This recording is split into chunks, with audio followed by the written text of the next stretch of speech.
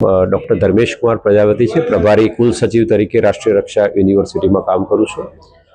રાષ્ટ્રીય રક્ષા યુનિવર્સિટીનું જે નેતૃત્વ છે એ professor doctor Bimal N Patel દ્વારા કરવામાં આવી રહ્યું છે અને એમના નેતૃત્વ હેઠળ રાષ્ટ્રીય રક્ષા યુનિવર્સિટી અને people federation of arm wrestling દ્વારા 29 મેથી લઈ અને 2 જૂન 2026ના રોજ આપણે ચોથી રાષ્ટ્રીય આર્મ રેસલિંગ અને પેરા આર્મ રેસલિંગ ચેમ્પિયનશિપનું આયોજન લવાડ દહેગામ ખાતે આપણે કરવા જઈ રહ્યા છીએ.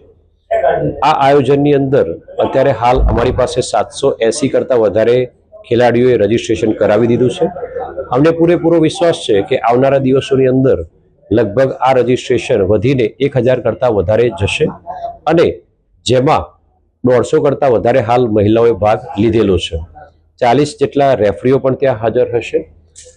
આ સમગ્ર આયોજન એક એસોસિએશન દ્વારા અને આરઆરબી દ્વારા કરવામાં આવી રહ્યું છે. આનો મુખ્ય ઉદ્દેશ્ય એ છે કે 2029માં વર્લ્ડ પોલીસ ફાયર ગેમ જ્યારે ગુજરાતની અંદર યોજાવા જઈ રહ્યું છે, જેમાં 65 ગેમ યોજાવાની છે અને આ આર્મ રેસલિંગ પણ એક ગેમ એ 65માંની એક ગેમ છે.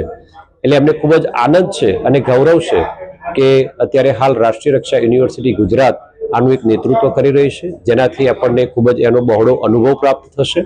કેમ કે 8 ગેમો વર્લ્ડ પોલીસ ફાયર ગેમમાં પણ જે રમાવાની છે એમાંથી 8 ગેમ એ રાષ્ટ્રીય રક્ષા યુનિવર્સિટીમાં પણ રમાવાની છે.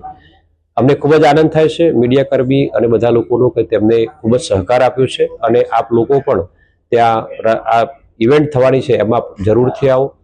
ત્યાં પેરા એથ્લેટિક્સ પણ હશે, એમની પણ કંઈક સ્ટોરી હશે. આપણે ચોક્કસથી સ્ટોરી સમાજના દરેક વ્યક્તિ સુધી પહોંચે એવો પ્રયત્ન થાય એવી હું આશા રાખું છું. जय हिंद.